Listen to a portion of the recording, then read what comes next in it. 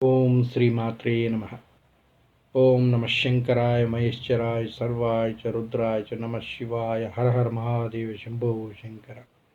నాగేంద్రహారాయ త్రిలోచనాయ భస్మాంగరాగాయ మహేశ్వరాయ నిత్యాయ శుద్ధాయ దిగంబరాయ తస్మై నకారాయ నమ శివాయ. నమ పార్వతీపతయే. హర హర మహాదేవ శంభో శంకర. భగవద్బంధువులందరికీ మా నమస్సుమాంజలు.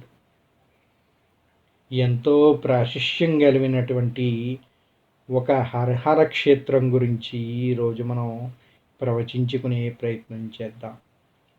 తెలంగాణ ప్రాంతంలో ఎంతో ప్రాచీన క్షేత్రమైన రాజన్న క్షేత్రమైన వేములవాడ చరిత్ర గురించి మనం ఈరోజు చెప్పుకుందాం. ఈ క్షేత్రాన్ని కేవలం శైవ క్షేత్రంగానే కాకుండా శాక్తేయులు శక్తి క్షేత్రంగా, శైవులు శైవక్షేత్రంగా, వైష్ణవులు వైష్ణవ క్షేత్రంగా భావిస్తూ ఉంటారు. ఇలాగా 3 వర్గాల వారే కాకుండా ఇతర మతస్థులైన ముస్లింలు కూడా ఈ ప్రాంతాన్ని అంతే పవిత్రంగా భావిస్తూ ఉంటారు. అంతటి విశిష్ట కలిగినటువంటి రాజరాజేశ్వర స్వామి ఆలయం వేములవాడలో వెలిసినటువంటి ఈ రాజన్న క్షేత్రం గురించి మనం ఈరోజు వివరించుకునే ప్రయత్నం చేద్దాం. ఈ క్షేత్రం ఎంతో పురాతనమైనదిగా ఇక్కడ పురావస్తు శాఖ వాళ్ళు జరిపినటువంటి పరిశోధనను బట్టి తెలుస్తూ ఉన్నది. ఈ పురాతన గ్రామం పశ్చిమ చాళుక్యుల కాలం నుంచి ఉన్నట్టుగా చెబుతూ ఉన్నారు. పశ్చిమ చాళుక్యులు నిర్మించినటువంటి ఎన్నో దేవాలయాల్లో రాజరాజేశ్వరి దేవాలయం ఈ వేములవాడలో ఉన్నది ఎంతో ప్రసిద్ధి చెందినదిగా చెబుతూ ఉంటారు. ఈ దేవాలయానికి సుదూర ప్రాంతాల నుండి యాత్రికులు వస్తూ ఉంటారు. ఈ ప్రాంతాన్ని పాలించిన మొదట నరసింహుడికి రాజాదిత్య అనే బిరుదు ఉండేది. ఆ బిరుదు పేరిటగానే లేదా అతడు కట్టించినందువల్లనో ఈ ఆలయానికి రాజరాజేశ్వర ఆలయంగా పేరు వచ్చిందని ఇక్కడ చెబుతూ ఉంటారు. ఈ రాజాదిత్యుడు మొదట వినయాదిత్యుడు యుద్ధమల్లుని మనవడిగా చెప్తున్నారు. దేవాలయానికి ఉత్తరాన ధర్మగుండం అనే కోనేరు ఉన్నది. గ్రామాన్ని ఆనుకొని ప్రవహించే వాగు ఈ కోనేటి నీటి వసరు.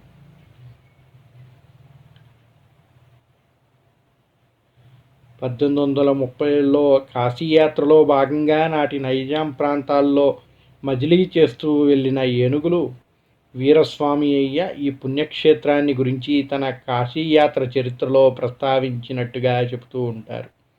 తన యాత్ర మార్గంలో మజిలీల్లో ఇక్కడ సమీపాన మజిలీ జనగాంపల్లి నేటి డిచ్పల్లి సమీపంలో వస్తూ అక్కడ 4 మజిలీల దూరంలో వేములవాడ ఉన్నది అని చెప్పి ఆయన చరిత్రలో రాసి ఉన్నారు. అది ఒక మహాక్షేత్రమని, రాజరాజేశ్వర క్షేత్రం అని అప్పట్లోనే ఈ ప్రాంతం గురించి వివరించారు. భాస్కర క్షేత్రంగా, హరిహర క్షేత్రంగా పిలువబడుతూ ఉంటుంది. ఈ క్షేత్రం గురించి భవిష్యోత్తర పురాణంలో రాజరాజేశ్వర ఖండంలో చెప్పబడింది ఉంది. అర్జునుని మునిమనవుడైన నరేంద్రుడు ఒక ఋషిని చంపడం వల్ల కలిగిన బ్రహ్మహత్యా పాతకాన్ని వదిలించుకోవటానికి దేశాటన చేస్తూ ఇక్కడికి చేరుకున్నట్టుగా పురాణం చెబుతూ ఉంటుంది. ఇక్కడ ధర్మగుండంలో స్నానం చేసి జపం చేస్తున్న నరేంద్రుడికి కొలనులో ఒక శివలింగం దొరికిందంట. ఆ కొలను సమీపంలోని శివలింగాన్ని ప్రతిష్ఠించి పూజించిన నరేంద్రుడికి శివుడు ప్రత్యక్షమై బ్రహ్మహత్యా పాతకం నుంచి విముక్తి కలిగించాడట. ఆ శివలింగమే ఇప్పుడున్న మూల విరాట్టుగా స్థల పురాణం చెబుతూ ఉంటుంది. ఈ ఆలయానికి పౌరాణికమైన ప్రాశస్త్యం గల చరిత్ర ఎంతో ఉంది అని చెబుతూ ఉంటారు. వేములవాడ పూర్వనామం లెంబుల వాటికగా చెబుతూ ఉంటారు. కాలక్రమంలో లెంబులవాడగా, ఆ తర్వాత వేములవాడగా రూపాంతరం చెందింది అంటారు. ఈ ఆలయాన్ని చోళరాజుల్లో ప్రముఖుడైన రాజరాజ నరేంద్రుడు నిర్మించినట్టుగా చరిత్రకారులు చెబుతూ ఉన్నారు. క్రీస్తు శకం 750 నుండి 175 సంవత్సరాల పాటు చాళుక్యులు, ఇక్ష్వాకులు పాలించినట్టుగా అక్కడ లభించిన చారిత్రక ఆధారాలు బట్టి తెలుస్తూ ఉన్నది. ఆ రోజుల్లో ఈ ప్రాంతం శైవ వైష్ణవ జైన మతాలకు కేంద్రంగా ఉండేదని తెలుస్తూ ఉన్నది. తదనంతర కాలంలో ఈ ప్రాంతాన్ని కాకతీయ రాజులు తమ అధీనంలోకి తీసుకుని ఉన్నారు. ఆపై ఢిల్లీ సుల్తానుల అధీనంలో ఉన్నట్టు చరిత్రను బట్టి తెలుస్తూ ఉన్నది. రాజన్న ఆలయం స్థానికంగా రాజరాజేశ్వర స్వామి, వేములవాడ రాజన్న అని ప్రేమతో భక్తులు పిలుస్తూ ఉంటారు. రాజరాజేశ్వర స్వామికి కుడివైపున రాజేశ్వరి అమ్మవారు, ఎడమ వైపున లక్ష్మీ సమేత గణపతి ఉన్నారు. ఆలయ ముఖద్వారం గజలక్ష్మి, సింహద్వారానికి ఎదురుగా అనంత పద్మనాభ స్వామి ఆలయం ఉన్నది.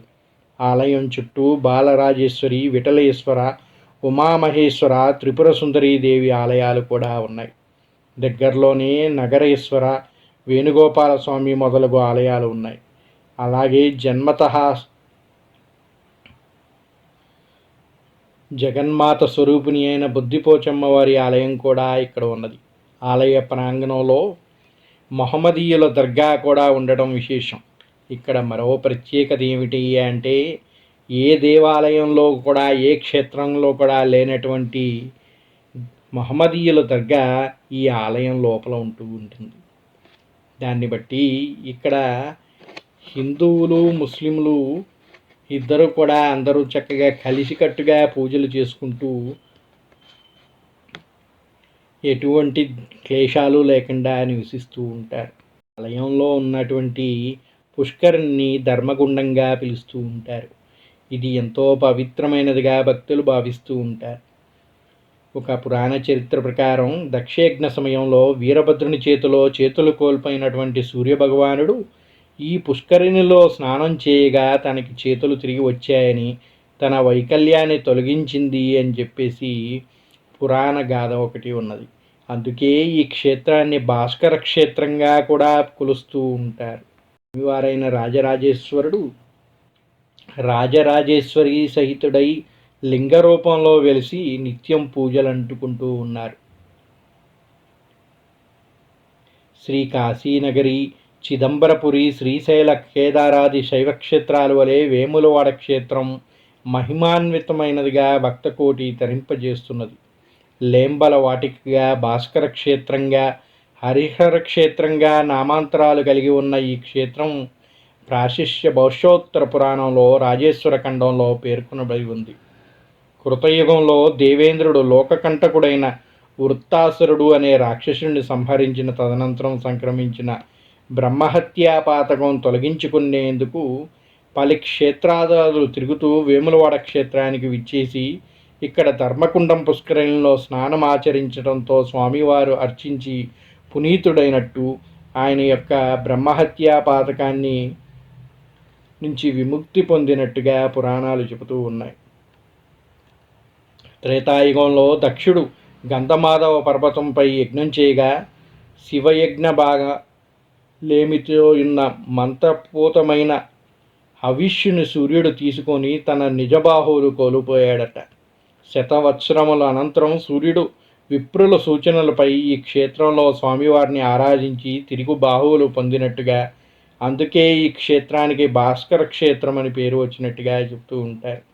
ముందే చెప్తున్నాం కదండి, వీరభద్రుడి చేతిలో సూర్యభగవానుడు చేతులు కోల్పోయాడని.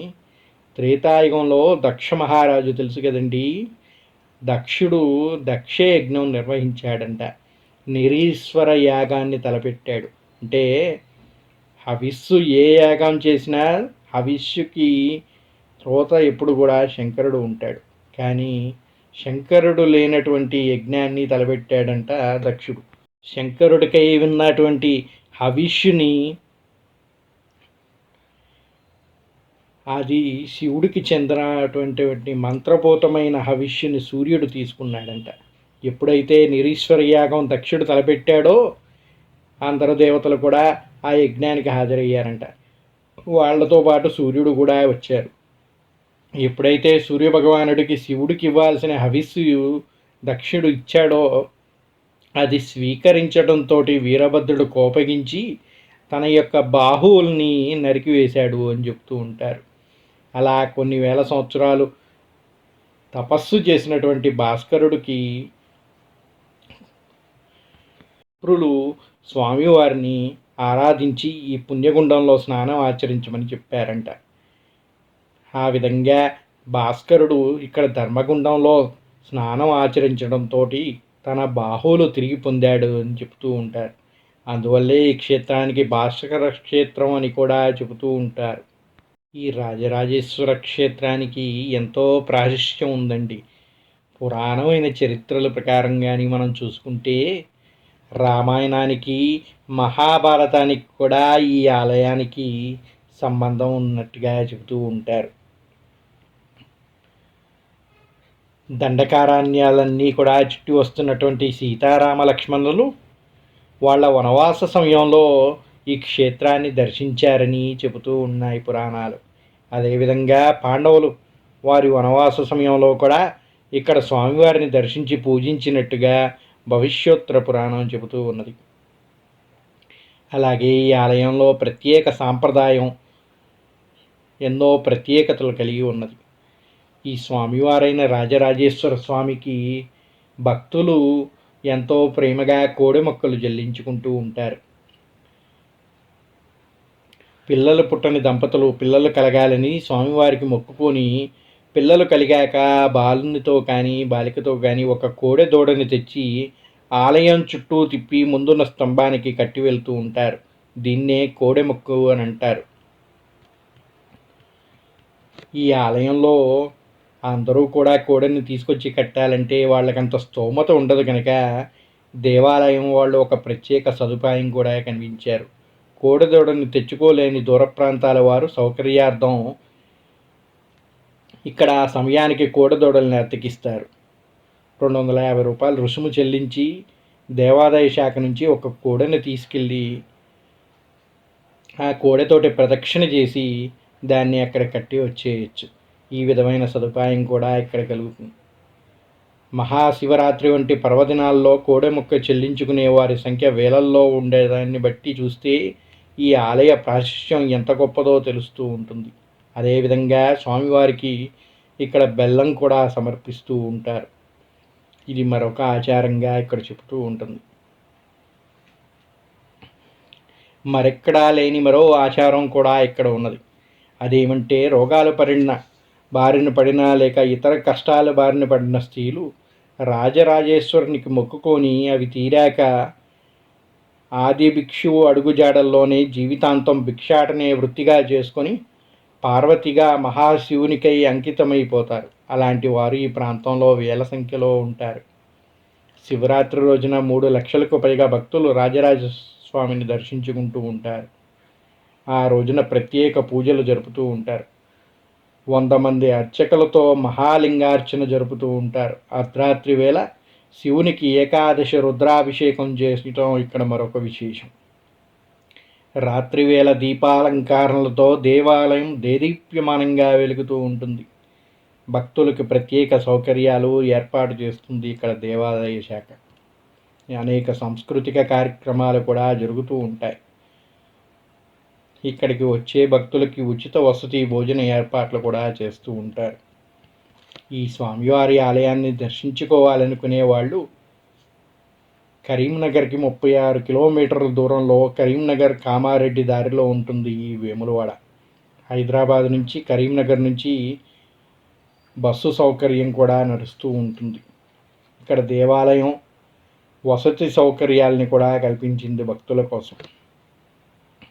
ఎంతో ప్రాశస్త్యం కలిగిన ఈ రాజన్న ఆలయాన్ని కొన్ని లక్షల మంది భక్తులు దర్శించుకొని పునీతులవుతూ ఉంటారు. అదేవిధంగా ఇక్కడ మరొక ప్రత్యేకత ఏమిటి అంటే ఇక్కడ రాజరాజేశ్వర స్వామి రాజేశ్వరి అమ్మవారితో పాటుగా ఒక దర్గాని కూడా నిర్మించారు అప్పటి బహమనీ సుల్తాన్లు. దానికి ఒక చారిత్రక ప్రాశస్త్యం ఇక్కడ ఉన్నది అని చెబుతూ ఉంటారు. ఎన్నో చరిత్రమైనటువంటి లలిత కళలకు కూడా పెట్టిన కొలువై ఉంటుంది. ఇక్కడ నుంచే ఉగ్గు కథ కానీ డప్పుల కథ కానీ ప్రారంభించినట్టుగా చెబుతూ ఉంటారు.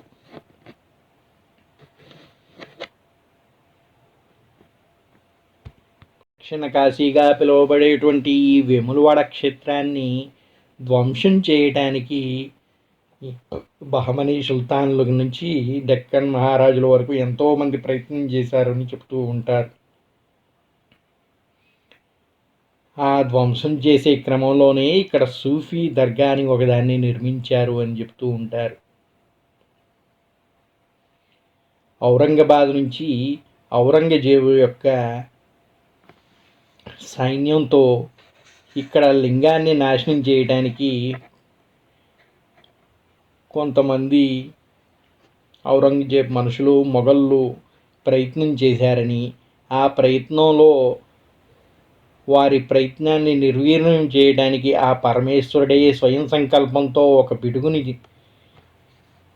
మెరుపులతోటి పిడుగుల్ని కురిపించారని, దానితో ఆ సైన్యం మొత్తం అంతమైందని తెలుసుకున్నటువంటి ఆ నవాబు కోపగించిన వాడై ఎక్కడైతే వీళ్ళందరూ చనిపోయారో వాళ్ళందరినీ ఇక్కడ భక్తులు చంపేశారని కోపోద్రిక్తుడై ఎంతోమందిని ఇక్కడ సంహరించి వాళ్ళ మనుషులు ఎవరైతే చనిపోయారో వాళ్ళందరినీ ఈ శివుడి ఎదురుగానే ఒక సమాధిని ఏర్పాటు చేసి అందులో పాతిపెట్టి అక్కడ ఒక సూఫీ దర్గాని నిర్మించారు అని చెప్తూ ఉంటారు.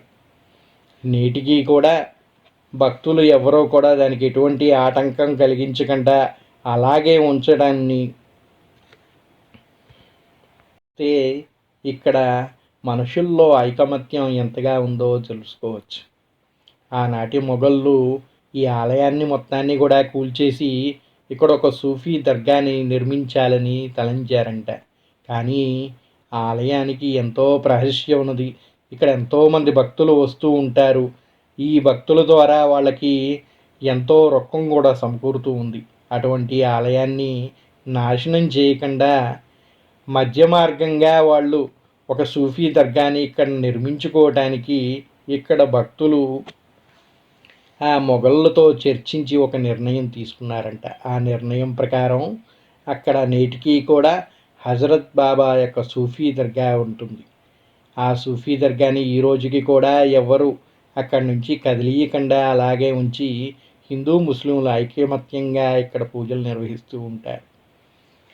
ముస్లిం అయితే ఎవరండి, హిందూ అయితే ఎవరు, అంతా మానవులే కదా. శివుడు ఎవరయ్యా అంటే శ్మశానవాసిగా చెబుతూ ఉంటారు. అందరూ ఆయనలోనే లీనం అవుతూ ఉంటారు.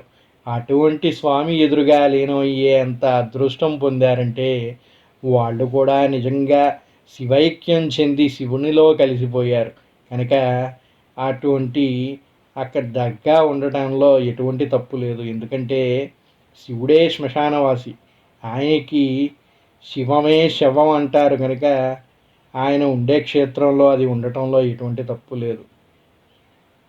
అందరూ కలిసిమెలిసి ఉండటంలో ఎటువంటి తప్పు లేనందున ఈ దర్గా ఉండటం వల్ల కూడా ఎవరికి ఎటువంటి ఆటంకం లేదు.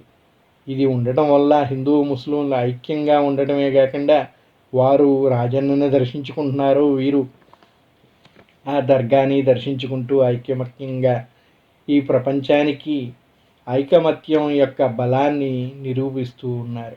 అటువంటి పవిత్రమైన క్షేత్రం ఇది.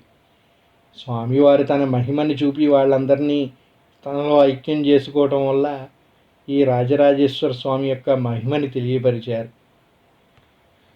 దానికి సాక్ష్యంగానే నేటికి ఆ సూఫీ దర్గా అనేది ఇక్కడ వెలిసి ఉండటం, వారిని కూడా శివభక్తులుగా ఇక్కడ కొలవటం ఇక్కడ చరిత్రగా చెప్తూ ఉంటారు. నమశంకరాయ మహేశ్వరాయ సర్వాయ రుద్రాయ హర మహాదేవ శంభో శంకర. అందరూ కూడా ఆ పార్వతీ పరమేశ్వరుల యొక్క అనుగ్రహం పొందాలని, ఆ పద్మనాభుని యొక్క అనుగ్రహం పొంది సుఖశాంతులతో సంతోషంగా వర్తిల్లాలని ప్రార్థిస్తూ స్వస్తి.